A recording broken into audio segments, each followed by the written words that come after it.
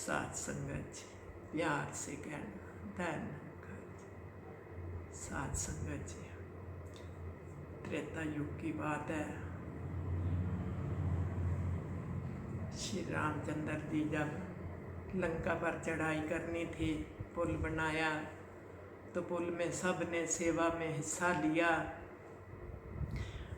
एक गिलहरी इस दृश्य को देख रही थी कि सारे सेवा कर रहे हैं। उसके मन में भाव उठा कि मैं भी कुछ सेवा करूं। वो सोचती है सारे तो इतने पत्थर उठा उठा करके नदी में, समुंदर में कर रहे हैं सेवा, पत्थर तैर रहे हैं, तो मैं कैसे सेवा करूं? मैं तो एक छोटी सी गिलहरी हूं, ऐसे कुछ उठा भी नहीं सकती। साथ संगत जी, उसके मन में भाव उठा कि मैं समुंदर में गीली होकर और रेत पे लेट करके जो रेत मेरे साथ लगेगी वो रेत मैं वहाँ पर झाड़ दूँगी और मेरी भी सेवा हो जाएगी। गिलहरी ने ऐसे ही किया। समुंदर में जाती है, पानी में गीली होकर आती है और रेत पर लेट जाती है। जैसे रेत पर लेटती है, जो कण रेत के उसके शरीर के साथ लग जाते हैं, जा कर के उस पुल पर वो झाड़ देती है। ऐसे ही सेवा चल रही थी। गिलहरी भी सेवा कर रही थी और भी सारी वानर सेना सेवा कर रही थी। हनुमान जी भी सेवा कर रहे थे। साथ संगत जी, जैसे ही गिलहरी सेवा कर रही थी, हनुमान जी का पैर उस गिलहरी के ऊपर आ गया और वो गिलहरी जो थी वो जख्मी हो गई, उसको चोट लगी।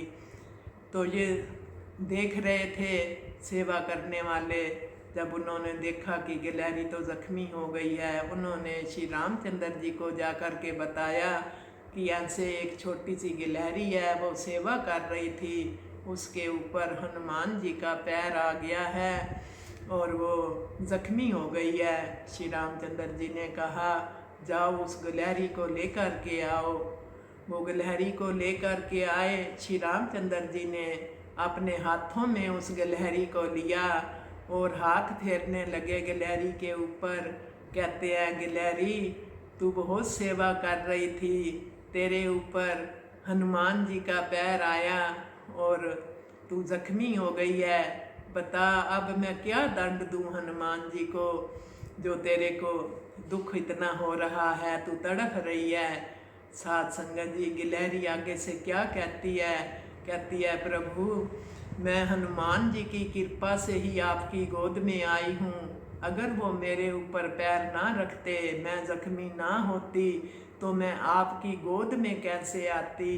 साथ संगत जी, गिलहरी का कितना भाव था सेवा में, और उसको इतना जख्मी भी हुई, फिर भी उसका जो ध्यान था कि उसको कोई दंड नहीं देना, मैं उसका शुक्राना करती हूँ।